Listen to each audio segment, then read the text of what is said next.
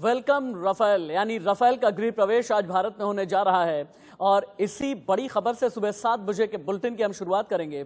आज दोपहर भारत लैंड करेगा 5 राफेल विमानों का बेड़ा। अंबाला एयरबेस पर वायुसेना प्रमुख आरकेएस भदौरिया करेंगे अगवानी। अंबाला एयरबेस के आसपास सुरक्षा बहुत कड़ी कर दी गई है। फिलहाल यूएई के अल-दाफरा एयरबेस पर खड़े हैं सभी 5 राफेल। यूएई से आज सुबह 11 बजे भारत के लिए उड़ान भरेंगे राफेल जिसके बारे में ये कहा जा रहा है कि इंडियन एयरफोर्स की बड़ी ताकत है। राफेल जिसके बारे में ये कहा जा रहा है महाबली है, बाहुबली है। राफेल की मिसाइल इसे और भी ज्यादा शक्तिशाली बनाती है। आज दिन भर इंडिया न्यूज ये बड़ी कवरेज करेगा। इस मेगा कवरेज में हम आपको बताएंगे और दिखाएंगे कि डिप्लोमेटिक लेवल पर, मिलिट्री लेवल पर, इंडियन एयरफोर्स के लेवल पर राफेल का आना क्यों ये कहा जा रहा है कि गेम चेंजर है। राफेल को क्यों कहा जाता है महाविनाशक। राफेल की मिसाइल क्यों और भी ज्यादा इसे मजबूत बनाती है। और राफेल से जुड़ी हुई जितनी भी खबरें हैं हम संजो कर लेकर के आएंगे। और इसके अलावा चाइना के लिहाज से, पाकिस्तान के लिहाज से, एयरबेसेस के लिहाज से राफेल का आना किन मायनों में खास है ये भी आपको बताएंगे और दिखाएंगे।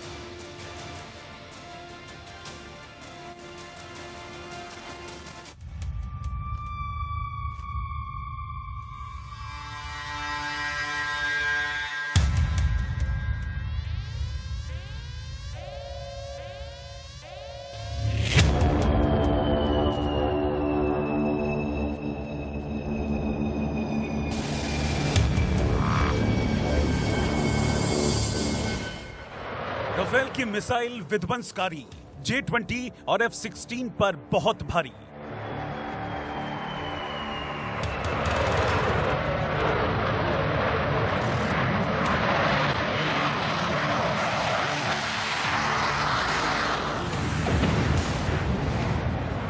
सरहद पर राफेल होगा सेट, डबल फ्रंट पर होगा अटैक।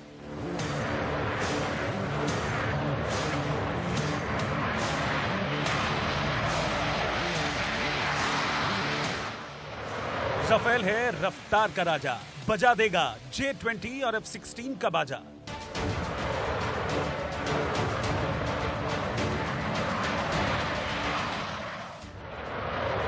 राफेल की एक्यूरेसी परफेक्ट, J-20 और F-16 sure shot dead.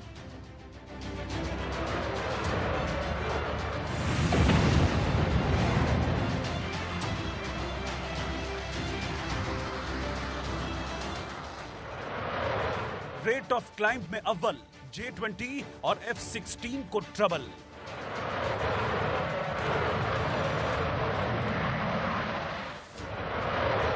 Rafale की पावर सिद्ध है, J-20 और F-16 दिखावे के गिद्ध हैं।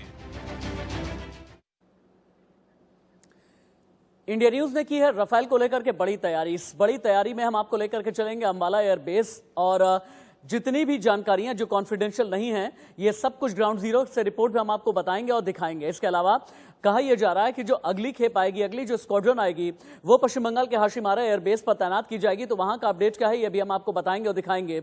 देश के जाने माने फौजियों का पैनल, इंडियन एयरफोर्स के तमाम जितने भी रिटायर्ड ग्रुप कैप्टन हैं हमारे साथ में जुड़ेंगे और आर्मी, नेवी, एयरफोर्स का एक पूरा पैनल हमारे साथ में होगा। जर्नलिस्ट भी हमारे साथ में जुड़ेंगे। दिन भर ये बड़ी कवरेज जारी रहेगी। एक बार इंट्रोड्यूस कर देना चाहूंगा जितने भी हमारे साथ में गेस्ट इस वक्त जुड़े हुए हैं।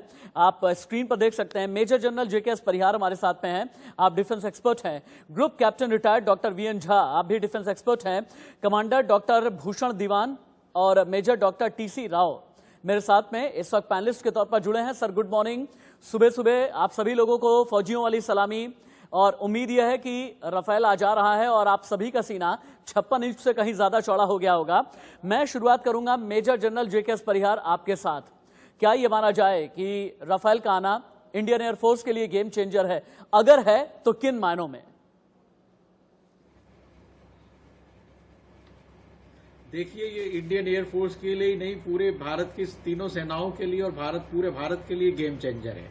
और राफेल जो है एक कोई फाइटर प्लेन नहीं है, इसमें सारी खूबियां हैं और एक ऐसा सिस्टम है जिसके अंदर की काफी वेपन्स जो हैं एक साथ ऑपरेट हो सकते हैं।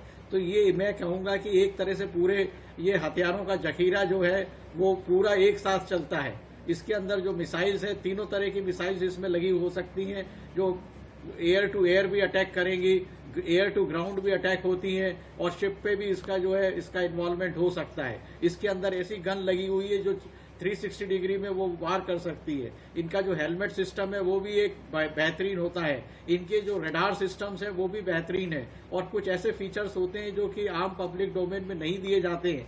तो ये पूरे भारत के लिए और खास करके माउंटेन वारफेयर और डेजर्ट में कैसे एक्ट होना है उस हिसाब से ये बनाया गया है। तो आप इसको सिर्फ एक हवाई जहाज या वो मत सोचिए, ये एक बहुत बड़ा डिफेंस उसमें सिस्टम है और बहुत ही बेहतरीन गेम चेंजर हुआ है। और आज की डेट में राफेल जो है विद इसके सारे एसेसरीज के साथ में दुनिया का नंबर 1 सिस्टम है और उसके मुकाबले में कोई दूसरा सिस्टम है नहीं। और जब इंडियन पायलट जो कि दुनिया के सबसे बेहतरीन पायलट हैं जब वो चलाएंगे तो इसका कोई J-20 हो, चाहे F-22 हो, चाहे सुखाई 35 हो, कोई इसका मुकाबला खास करके माउंटेन एयरफेयर में कतई नहीं कर सकता है। और मैं आपको एक बात और बताऊंगा कि इसमें 13 पॉइंट्स ऐसे हैं जिसमें कि टैंक और दूसरे वेपन्स भी नीचे लटका के ड्रॉप किए जा सकते हैं। तीसरा, इसका जो वेट है ये हैवी वेट लेके जा सकता है। और माउंटेन में क्या होता है कि हमें 30-40% कम वेट में चलना पड़ता है, तो वहां पर इसकी कैपेसिटी दूसरे जहाजों से बहुत ज्यादा बढ़ जाती है। तो हर मायने में ये एक गेम चेंजर है। आपका ये कहना है और आप यही बताना चाहते हैं कि एक तरीके से राफेल के जरिए इंडियन एयरफोर्स जब भी चाहे जैसे भी चाहे दुश्मन के खिलाफ एक चक्रव्यूह की रचना कर सकता है। और इंडियन एयरफोर्स की ताकत के बारे में तो हम आगे बताएंगे और दिखाएंगे, लेकिन doctor VN Jha, group captain doctor VN Jha, आपसे मेरा एक सवाल है। चीन ये कहता है कि हमारे पास में J-20 है जो राफेल का मुकाबला करेगा। पाकिस्तान कहता है हमारे पास में F-16 है, लेकिन हमारे पास में जो स्टडी है वो ये बताती है कि राफेल के आगे न तो F-16 टिकता है, न ही चीन का J-20। आपकी राय क्या है? बिल्कुल ठीक कहा आपने। पिछले 2-3 दिन से मैं आपका कवरेज देख रहा हूँ। आपके पास में काफी सारे मटेरियल हैं जो आपने इकट्ठे किए हुए हैं। देखिए, चीन का जो J-20 है वो क्लेम करते हैं कि ये पूरा जो कंसील्ड एयरक्राफ्ट होता है, जो रडार पे ना आए, वो ऐसा एयरक्राफ्ट है। और उसमें है कुछ पैरामीटर्स के हैं जो कि बड़े अच्छे हैं। लेकिन देखिए, चीन ने ये सारी चीजें कॉपी की हैं रशियन से, और जब किसी और का आप कॉपी करते हैं, मतलब चोरी जब करते हैं किसी और का डिजाइन, तो आप सारी चीजें उसमें नहीं दे पाते हैं। तो जहां एक तरफ में जो रशिया का जितने भी सीरीज के हैं, सू सीरीज के हैं, Su-30 हो, Su-35 हो, उसके जब डिजाइन आप चीन जब कॉपी करता है चोरी करके, तो वो सारे फीचर्स नहीं आते हैं। तो इसलिए हालांकि चीन क्लेम करता है कि ये उनका 5th जनरेशन एयरक्राफ्ट है और इसमें वो सारे फीचर्स हैं जो कि किसी भी 5th जनरेशन में होना चाहिए, लेकिन वो है नहीं। लेकिन यही एक ऐसा एस्पेक्ट है कि चीन के पास में सो कॉल्ड नाम के लिए भी सही एक 5th जनरेशन एयरक्राफ्ट उन्होंने रखी हुई है। लेकिन देखिए, 5th जनरेशन 4th जनरेशन क्या होता है? इसमें यह होता है कि 5th जनरेशन वाले में जो एवियोनिक्स होते हैं, जो इलेक्ट्रॉनिक वॉरफेयर फीचर्स होते हैं, जो आर्मामेंट डिलीवरी होती है, वो बड़े स्पेसिफिक होते हैं। और वही चीज राफेल में है। राफेल में आज जो भी एवियोनिक्स है, ये एवियोनिक्स आपको आने वाले सारे जितने 5th जनरेशन एयरक्राफ्ट हैं उसमें आपको मिलेंगे। तो ये चीज ऑलरेडी राफेल में है।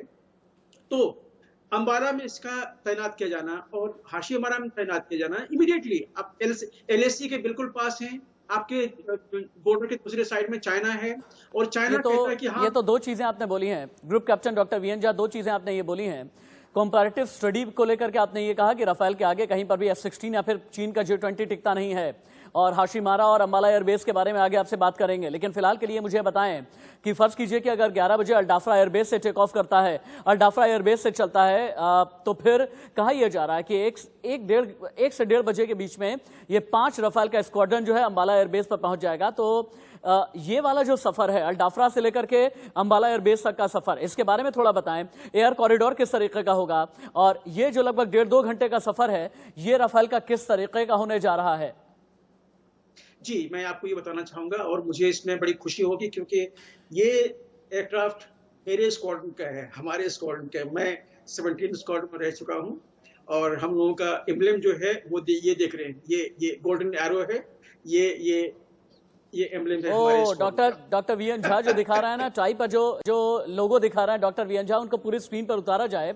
ये गोल्डन एरोज का ये लोगो है, और गोल्डन एरोज वही स्क्वाड्रन करगिल युद्ध में BS धनोआ ने जिसकी अगवानी की थी, और वही स्क्वाड्रन है जिसने करगिल में दुश्मन देश यानी पाकिस्तान को नाकों चने चबवाए थे और उसी का प्रतिनिधित्व कर चुके हैं doctor V N Jha. Doctor V N Jha आगे बताएं। जी जी, तो आगे अभी बताएं। अभी जो आपने इस कॉरिडोर की बात करी है, तो ये ऐसा होता है जब भी कोई एयरक्राफ्ट एक देश से दूसरे देश में जाती है तो एक पहले नोटैम तैयार किया जाता है, ये बोलते हैं notifications for air movement.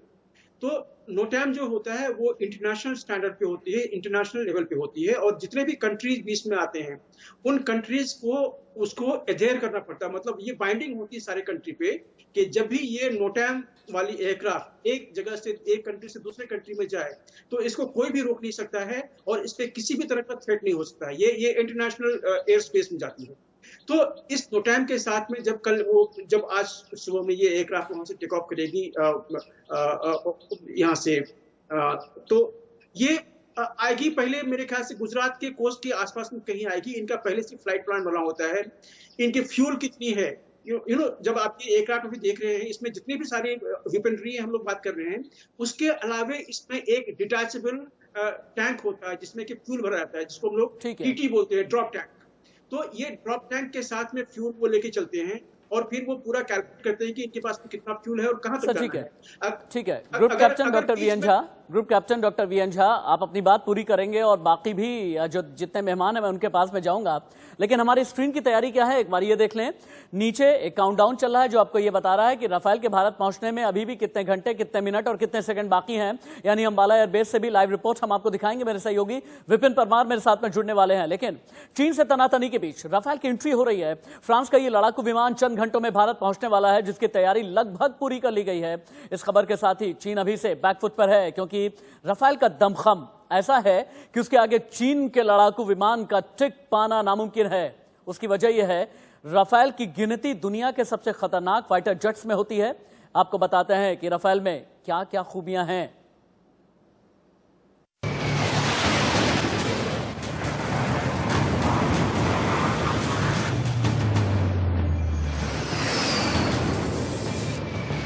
Rafale 2 engine वाला मध्यम मल्टी रोल कॉम्बैट एयरक्राफ्ट है। इसे फ्रांस की कंपनी दसॉल्ट एविएशन बनाती है। राफेल ओम निरोल श्रेणी का फाइटर जेट है, यानी ऐसा लड़ाकू विमान जो किसी भी तरह के युद्ध में महत्वपूर्ण भूमिका अदा करने में सक्षम है।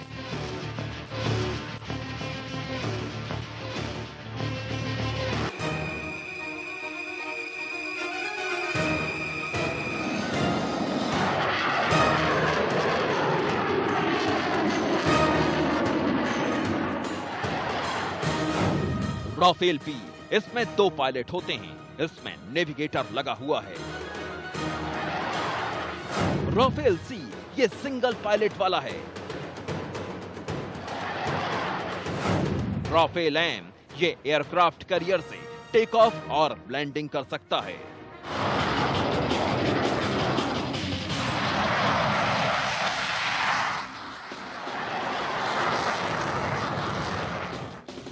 राफेल की लंबाई है 15.27 मीटर, यानी करीब 50 फीट। अमेरिका के F-16 की तुलना में राफेल 0.79 फीट ज्यादा लंबा है। राफेल की ऊंचाई है 5.34 मीटर, यानी करीब 17.5 फीट। अमेरिका के F-16 की तुलना में राफेल 0.82 फीट ज्यादा ऊंचा है। राफेल की विंग्स की लंबाई है 10.8 मीटर, यानी करीब 35.5 फीट। अब राफेल के खाली वजन की बात। राफेल बी का खाली वजन है 10,300 किलो। राफेल सी का खाली वजन है 9,850 किलो। राफेल एम का खाली वजन है 10,600 किलो। लेकिन राफेल 24,500 किलो तक अधिकतम उड़ान ले जाने में सक्षम है। सिंगल सीटर राफेल की फ्यूल क्षमता है 4,700 किलो।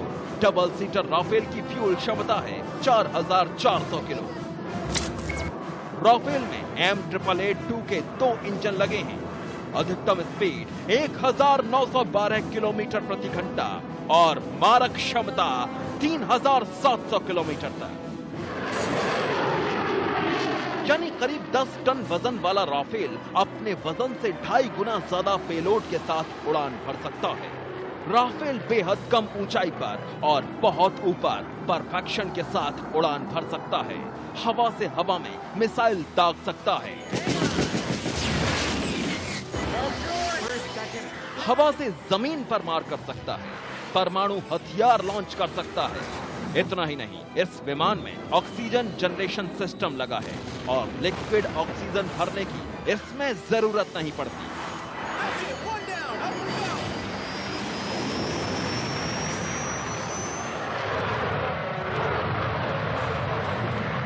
ये विमान इलेक्ट्रॉनिक स्कैनिंग रडार से 3D मैपिंग करके रियल टाइम में दुश्मन की पोजीशन खोज लेता है। इसके अलावा राफेल हर मौसम में लंबी दूरी के खतरे को भी वक्त रहते भांप सकता है। नजदीकी लड़ाई के दौरान एक साथ कई टारगेट पर नजर रख सकता है। राफेल की खूबी है कि ये जमीनी सैन्य ठिकानों के अलावा विमान वाहक पोत से भी उड़ान भरने में सक्षम है।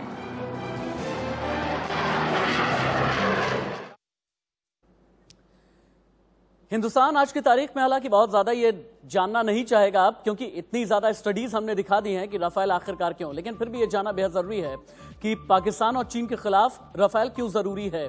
आगे हम आपको बताएंगे और दिखाएंगे, राफेल की मारक क्षमता के बारे में बताएंगे, राफेल की मिसाइल के बारे में बताएंगे और राफेल की हम कंपैरेटिव स्टडी भी आपके सामने लेकर के आएंगे।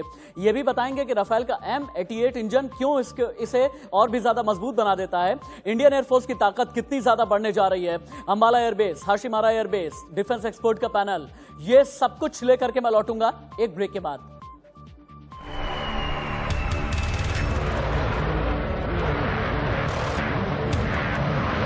पांच राफेल विमानों का बेड़ा अंबाला एयरबेस पर वायुसेना प्रमुख RKS भदौरिया करेंगे अगवानी।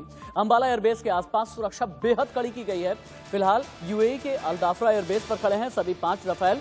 UAE से आज सुबह 11 बजे भारत के लिए उड़ान भरेंगे राफेल। अपने सौदे से लेकर पहले पूजन तक विवादों में रहे राफेल विमानों की लैंडिंग आज भारत में होने जा रही है। 5 विमान फ्रांस से चले हैं, UAE में सुस्ताते हुए भारत पहुंच रहे हैं। वायुसेना के लिए ये 5 विमान बूस्टर का काम करेंगे, क्योंकि पिछले 2 दशक से कोई नया लड़ाकू विमान भारतीय वायुसेना के बेड़े में शामिल नहीं हुआ है और इस लिहाज से हमने भी की है बड़ी तैयारी। पूरी स्क्रीन आपको बता रहे हैं और दिखा रहे हैं। नीचे स्क्रीन पर आप लगातार देखते रहेंगे कि राफेल का काउंटडाउन क्या है, नीचे स्क्रीन पर आप ये देखते रहेंगे कि भारत का दमखम क्या है, नीचे स्क्रीन पर आप देखेंगे पाकिस्तान और चीन के मुकाबले राफेल के आने के बाद इंडियन एयरफोर्स कहां पर खड़ी है। इसके अलावा देश के बड़े डिफेंस एक्सपर्ट का पैनल मेरे साथ में है। मेजर जनरल JKS परिहार मेरे साथ में है, group captain doctor VN Jha है, कमांडर डॉक्टर भूषण दीवान, मेजर डॉक्टर TC राव मेरे सहयोगी, मेरे सीनियर कोलीग रजत राकेश टंडन मेरे साथ में है। एक ब्रेक कहीं मत जाइएगा, आज दिन भर भारत दिखाएगा राफेल। सुबह के बजे हैं 7:30। नमस्ते, मैं Rashid, welcome to India News, welcome Rafale. पूरा हिंदुस्तान बोल रहा है।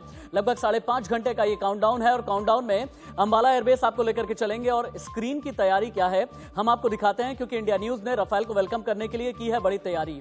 आर्मी नेवी एयरफोर्स का एक बड़ा पैनल हमारे साथ में है। इंडियन एयरफोर्स के वो फाइटर पायलट्स भी हमारे साथ में हैं जिन्होंने फाइटर जेट्स को उड़ाया है।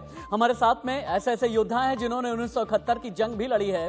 और इन पैनलिस्ट को एक बार रीइंट्रोड्यूस मैं कर देता हूं और नीचे टीवी स्क्रीन आपको क्या बता रही है ये भी मैं आपको एक एक करके डिफाइन करता जाऊंगा, ताकि रिफाइनिंग वे में आप ये समझते जाएं कि राफेल के लिए इंडिया न्यूज ने की है कितनी बड़ी तैयारी। दिल्ली से लेकर के अंबाला तक, अंबाला से लेकर के हाशिमारा तक, हाशिमारा से लेकर के अल-दाफरा एयरबेस और फ्रांस के मेरीनेक एयरबेस तक हमने की है बड़ी तैयारी। Let me introduce major general JKS Parihar once again, group captain doctor VN Jha, commander doctor Bhushan दीवान, इंडियन नेवी के एक ऐसे वेटरन है 1971 की जंग जिन्होंने लड़ी है। मैं रिपीट करूंगा, कमांडर डॉक्टर भूषण दीवान, इंडियन नेवी वेटरन 1971 की जंग जिन्होंने लड़ी है। Major doctor TC Rao, defence expert भी मेरे साथ में हैं और रजत राकेश टंडन मेरे सीनियर कोलीग मेरे साथ में हैं। लेकिन चलिए आपको पहले बताते हैं आखिर भारत ने राफेल खरीदने का फैसला क्यों किया है। एक बार आपको इंफोग्राफिक स्टूडियो लेकर के चलते हैं ताकि आप ये समझ सकें कि राफेल भारत ने खरीदने का फैसला जो किया इसके पीछे की वजह क्या है। सबसे पहले आप देखें, बड़ी बातों को आप जान लीजिए जिससे साफ हो जाएगा कि भारत के भौगोलिक कंडीशन और दोनों दुश्मनों की लोकेशन के हिसाब से भारत ने राफेल खरीदने का जो फैसला किया वो बिल्कुल सही किया है। पाकिस्तान के साथ भारत की दुश्मनी पुरानी है, वहीं चीन के साथ भी तनाव काफी बढ़ गया है। भारत का ज्यादातर हिस्सा जो चीन और पाकिस्तान के साथ में लगता है, LAC LOC की बात कर रहा हूं, है वो पहाड़ी इलाका, यानी पहाड़ी इलाका जहां ऑपरेशन काफी मुश्किल होते हैं। लेकिन अब ऐसा क्या होगा, क्यों भारत के पास राफेल है? चलिए आपको राफेल के फायदे बताते हैं और गिनाते हैं। राफेल का फायदा नंबर 1, चीन को टक्कर देने के लिए भारत को जरूरत थी फाइटर जेट की, जो पहाड़ी इलाकों में दुश्मनों के ठिकाने लगाकर आसानी से मार सके। राफेल इस मामले में सटीक। राफेल का वजन 9,880 किलोग्राम, लंबाई लगभग 15.3 मीटर, चौड़ाई 11 मीटर के आसपास, जिस वजह से राफेल आसानी से पहाड़ी इलाकों में, तंग इलाकों में भी लैंड कर सकता है। राफेल का फायदा नंबर 2, चीन का एयर स्पेस काफी सुरक्षित है, लेकिन रक्षा विशेषज्ञ मानते हैं कि F-16 के मुकाबले राफेल में किसी भी सुरक्षित एयर स्पेस को भेदने की क्षमता ज्यादा है, और राफेल इसी काबिलियत की वजह से चीन के सुरक्षा और सर्विलांस को चुनौती देगा। अंदाजा लगाया जा रहा है कि चीन आने वाले सालों में बड़ी संख्या में इन विमानों को वायुसेना में शामिल करेगा, और हो सकता है कि पाकिस्तान को भी चीन से ये विमान दे, लेकिन फिलहाल राफेल दोनों देश पर पड़ेगा भारी। राफेल का फायदा नंबर 3, राफेल का सबसे बड़ा फायदा है इसमें लगी मिसाइलें। राफेल हैमर मिसाइल से लैस है। बताया जाता है कि राफेल का हैमर किसी भी क्षेत्र जैसे पहाड़ी दुर्गम इलाके तक तैयार जितने भी बंकर्स हैं इन्हें भेजा जा सकता है। यानी चीन के साथ साथ पाकिस्तान के लिए राफेल एक बड़ा खतरा साबित होगा, और इसकी अहमियत आप इस बात से समझ सकते हैं कि इजरायली स्पाइस 2000 को हटाकर अब इसे चुना गया है। बताया जा रहा है कि चीन से तनाव के बीच भारत ने हैमर को चुनने का फैसला किया, और ये इमरजेंसी ऑर्डर्स दिए गए हैं। राफेल का चौथा फायदा, पाकिस्तान की सीमा पर जिस तरह के ऑपरेशन की जरूरत पड़ती है उस लिहाज से राफेल सबसे फिट विमान है। F-16 का रडार सिस्टम 84 किलोमीटर के दायरे में 20 टारगेट को डिटेक्ट करता है, लेकिन राफेल का रडार सिस्टम क्या करता है देखिए, 100 किलोमीटर के दायरे में एक बार में एक साथ 40 टारगेट डिटेक्ट कर सकता है। ऑनबोर्ड रडार सेंसर की जो रेंज राफेल के पास है, फिलहाल किसी के पास नहीं, चेंगडू सीरीज के पास भी नहीं है, और हां, पाकिस्तान के F-16 के पास भी नहीं। और इसीलिए मैं ये समझना चाहूंगा कमांडर डॉक्टर भूषण दीवान, अब मैं आपके जरिए ये समझने की कोशिश करूंगा कि राफेल की जो मिसाइल है, चाहे वो स्कैल्प हो, चाहे मीटियोर हो, चाहे माइका हो या फिर हैमर, राफेल को कितना मजबूत बनाती है। पहले तो thank you for getting me on this panel. पहले तो मैं आपको बता दूं, मैं राफेल को रीफेल समझता हूं। रीफेल क्या है? री माना दुश्मन, रिपू, दुश्मन को फेल करने वाला जेट फाइटर है। 4.5 जनरेशन फाइटर है, best world class best fighter है जी। हर एयरक्राफ्ट में, फाइटर में आपने चीजें बहुत अच्छी गिनाई हैं। हमें देखना पड़ता है engine, avionics, payload and warhead. Engine की स्पीड 14,000 किलोमीटर पर आवर देता है अपने फ्लाइंग, और range 3700 kilometre, speed max speed 1.8, और payload 9 tons, which is a big payload. और एवियोनिक्स के हिसाब से it makes it very easy to see all sensors, multiple target at same time, easy for the pilot to fly. तो उसमें क्या इनके होटास system है। होटास क्या है? Hands off throttle and stick system. Aircraft क्या होना चाहिए? As a extended part of the pilot's body, ऐसी कंफर्टेबल फील होनी चाहिए। Then the pilot can fight nicely. It is a man behind the machine who matters very much more than the aircraft also. Then coming to the missiles, you already mentioned this. These missiles, 2 of them are cruise missiles, and they are in fire and forget mode. मैं आपको बताना चाह रहा हूं, doctor Bhushan दीवान, मेरी आपसे गुजारिश है, क्योंकि हिंदी माध्यम के और हमारे हिंदी दर्शक हैं, अगर थोड़ी सी चीजें हम हिंदी में भी बोलेंगे तो हम शायद राफेल के बारे में बहुत ही इजी वे में और बहुत ही स्ट्रेट वे में शायद बहुत सी चीजें बता पाएंगे और दिखा पाएंगे। दोबारा आपके पास मैं लौट करके आता हूं, लेकिन मुझे अपने टच पैनल स्टूडियो चलना है, क्योंकि एक बार राफेल का एयर रूट समझाना भी बहुत जरूरी है। राफेल का एयर रूट जब आप देखेंगे तो आप समझ पाएंगे कि एयर रूट की खासियत क्यों है, और हम क्यों ये कह रहे हैं कि हवा में ही इसकी रिफ्यूलिंग हो जाती है। रिफ्यूलिंग की खासियत क्या है, इसे भी हम बताएंगे और दिखाएंगे। बहुत तेजी के साथ में टच पैनल स्टूडियो में मूव कर चुका हूं। वापस फिर से मैं अपने पैनलिस्ट के पास में जाऊंगा। बोर्डॉक्स फ्रांस यानी मैरीनेक एयरबेस, जहां से असल में दसों एविएशन की मैन्युफैक्चरिंग से होकर के फिर फ्रांस से चला है राफेल 2 दिन पहले। इसके बाद फिर आगे क्या हुआ, नाइस फ्रांस तक पहुंचते पहुंचते क्या है ना, फ्रांस के जो एयर कॉरिडोर है वहां तक राफेल को जो फॉलो किया गया है और राफेल को स्क्वाड्रन किया गया है, या यूं कहें कि राफेल को जो कॉर्डन किया गया है उसमें 5 से 6 और भी एयर फाइटर्स हैं जो फ्रांस के अपने हैं, फ्रांस के अपने मेड हैं। उसके बाद फ्रांस की सीमा से निकल करके फिर जहां पर समुद्री सीमा शुरू होती है, दक्षिणी इटली का वो इलाका है जहां परसों ही दक्षिणी इटली वाले एयर कॉरिडोर में उड़ते हुए यानी उड़ान भरते हुए राफेल आगे बढ़ा। दक्षिणी इटली के बाद फिर ये आयोनियन सागर की तरफ बढ़ा। आयोनियन सागर यानी दक्षिणी इटली, आयोनियन सागर, उसके बाद मिस्र, पोर्ट सईद के बीच का जो इलाका है ये समुद्री सीमा में है। पोर्ट सईद के बाद मिस्र में फिर इसकी एंट्री हो गई यूएई की तरफ, सऊदी अरब की तरफ, माफ कीजिएगा। और सऊदी अरब में भी चूंकि एयर कॉरिडोर है, किसी भी तरह का सऊदी अरब में, मिस्र में या उससे पहले दक्षिण इटली में किसी भी तरह का कोई हॉल्ट नहीं था। इससे पहले यह बताना बेहद जरूरी है कि जब भारत में मिराज आया है, जगुआर आया है, कई हॉल्ट से होते हुए आया है, लेकिन यहां पर सिर्फ अकेला यूएई में अल्डाफ्रा एयरबेस का हॉल्ट था जो परसों ही शाम में, और उस परसों ही शाम में राफेल, जहां पर राफेल के 5 राफेल जेट की स्क्वाड्रन वहां पर हॉल्ट लिए हुए है। और आज हिंदुस्तान के समय के मुताबिक सुबह 11 बजे उड़ान भर के अंबाला एयरबेस यहां पर डायरेक्ट लैंडिंग होगी।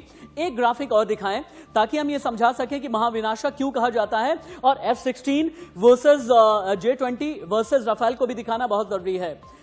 राफेल नहीं बल्कि ये महाविनाशक है। महाविनाशक क्यों है, अब आप इसको ये समझिए। राफेल लैस है मीटियोर से, स्कैल्प से। राफेल लैस है हैमर से और माइका से। मीटियोर, स्कैल्प, हैमर और माइका, ये 4 मिसाइलें इसे ताकतवर बनाती हैं। मीटियोर मिसाइल की रेंज है 150 किलोमीटर की। 150 किलोमीटर यानी मिड रेंज की मीटियोर मिसाइल है। इजराइल के हेलमेट माउंटेड जो डिस्प्ले हैं ये एक फाइटर पायलट को फाइटर जेट के लिहाज से बहुत ही ज्यादा स्ट्रांग बनाते हैं। रडार वार्निंग जो रिसीवर है ना, कहा यह जाता है राफेल के बारे में कि इसका रडार वार्निंग रिसीवर कभी भी जैम नहीं होता किन्हीं भी हालातों में। इंफ्रारेड सर्च और ट्रैकिंग सिस्टम का मतलब यह है कि अगर पहाड़ी इलाकों में राफेल गुजर रहा है, दुर्गम इलाकों में भी राफेल गुजर रहा है, तो दुश्मन के बंकर को देखेगा, मीटियोर मिसाइल से वार करेगा, स्कैल्प से करेगा, हैमर से करेगा, माइका से करेगा, और बंकर में घुस करके ये मिसाइल चीथड़ों में तब्दील बंकर को कर देते हैं। फ्लाइट की 10 घंटे तक की डेटा रिकॉर्डिंग और लो बैंड जैमर और रडार वार्निंग रिसीवर इसे महाविनाशक बनाते हैं। क्या हम F-16 versus Rafale versus J-20 दिखा सकते हैं एक बार अगर आप दिखा सकें। अब आप देखें हमने, और जब तक मैं कहूं नहीं तब तक इसको चेंज मत कीजिएगा। Rafale versus F-16 versus J-20। Combat radius, combat radius का मतलब यह होता है कि एक बार जेट फाइटर जो है उड़ान भरे, उड़ान भरने के बाद अटैक करके फिर वापस लौट आए, इसे बोलते हैं कॉम्बैट रेडियस। अब कॉम्बैट रेडियस के मामले में आप ये देखें कि राफेल चीन के J-20 से कितने आगे है। चीन का J-20 जो कि चाइना मेड है, चाइना मेड माल कैसा होता है ये शायद मुझे दोबारा बताने की जरूरत नहीं। राफेल का राफेल जो है 3700 किलोमीटर और 3400 किलोमीटर की रेंज है कॉम्बैट रेडियस की। फिर से जानिएगा, कॉम्बैट रेडियस का मतलब ये होता है कि एक बार उड़ान भरना, अटैक कर देना, अटैक करके फिर वापस आ जाना। नेक्स्ट पैमाना यहां पर रखा जाए। अगला पैमाना जब आप रखते हैं मिसाइल के मामले में, मैंने बताया था ना आपको, मीटियोर, स्कैल्प, हैमर, और इसके अलावा माइका मिसाइल से लैस है राफेल, जो राफेल को बनाता है महाविनाशक। F-16 के इमरान में किसी भी तरह का दम मीटियोर, स्कैल्प, हैमर के मुकाबले नहीं है। और J-20, PL-15, PL-21, हालांकि J-20 अभी भी स्क्वाड्रन में नहीं आया है, स्क्वाड्रन में डिप्लॉय नहीं किया गया है, यानी अभी भी एक्टिव नहीं कहा जा सकता। नेक्स्ट चेंज ओवर करें बहुत तेजी के साथ। भारत वर्सेस पाकिस्तान वर्सेस चीन का J-20। Next change over, rate of climb. Rate of climb का मतलब समझिएगा। रेट ऑफ क्लाइम का मतलब यह होता है कि अगर एक बार उड़ान भरता है तो फिर कितना ज्यादा ऊपर जा सकता है। रेट ऑफ क्लाइम के मामले में राफेल 300 मीटर प्रति सेकंड, एक बार में ही 1 सेकंड में 300 मीटर की ऐसे यूं उड़ान भर सकता है, और F-16 जो पाकिस्तान का है 254 मीटर प्रति सेकंड की उड़ान भर सकता है। नेक्स्ट चेंज ओवर करें। रेट ऑफ क्लाइम के बाद 1 मिनट में कितनी ऊंचाई छू सकता है राफेल, इसके आगे आप ये देखें। क्योंकि पाकिस्तान F-16 फाइटर जेट का बार बार दावा करता है और पाकिस्तान ये कहता है कि हमारा F-16 फाइटर जेट सबसे मजबूत है, लेकिन कहीं पर भी राफेल के आगे नहीं टिकता, क्योंकि 1 मिनट में 18,000 मीटर की ऊंचाई को छू लेना यह मामूली बात नहीं होती है। नेक्स्ट चेंज ओवर करें। नेक्स्ट चेंज ओवर, स्पीड के मामले में आप देखें F-16 और J-20 के मुकाबले 2450 किलोमीटर प्रति घंटे की स्पीड कितना तूफानी इसे बनाती है और कितना फुर्तीला इसे बनाती है। अगला नेक्स्ट चेंज ओवर करें। नेक्स्ट चेंज ओवर, स्पीड के अलावा कॉम्बैट रेडियस वगैरह हम दिखा चुके हैं। अब मेरे साथ में एक बहुत खास मेहमान जुड़े हुए हैं जिन्हें इंट्रोड्यूस मैं कर दूं। मेरे साथ में रघुनाथ नाम्बियार जी जुड़े हुए हैं। रघुनाथ नाम्बियार जी को एक बार मैं इंट्रोड्यूस करते हुए ये बता दूं कि पूर्व एयर मार्शल हैं, बड़ी बात यह है कि भारत में राफेल उड़ाने वाली पहली शख्सियत है और इंडियन एयरफोर्स के पूर्व डेप्यूटी चीफ भी रह चुके हैं रघुनाथ नाम्बियार जी। रघुनाथ नाम्बियार जी, सबसे पहले तो ये बताएं कि राफेल उड़ाने का आपका अनुभव रहा कैसा?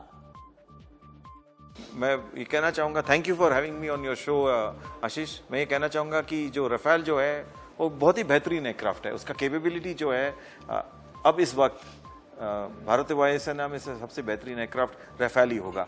मिराज 2000 से भी और सुखोई 30 से भी और बाकी जो भी हमारे इन्वेंट्री में जो एयरक्राफ्ट है उससे सबसे बेहतरीन एयरक्राफ्ट अभी राफेल है।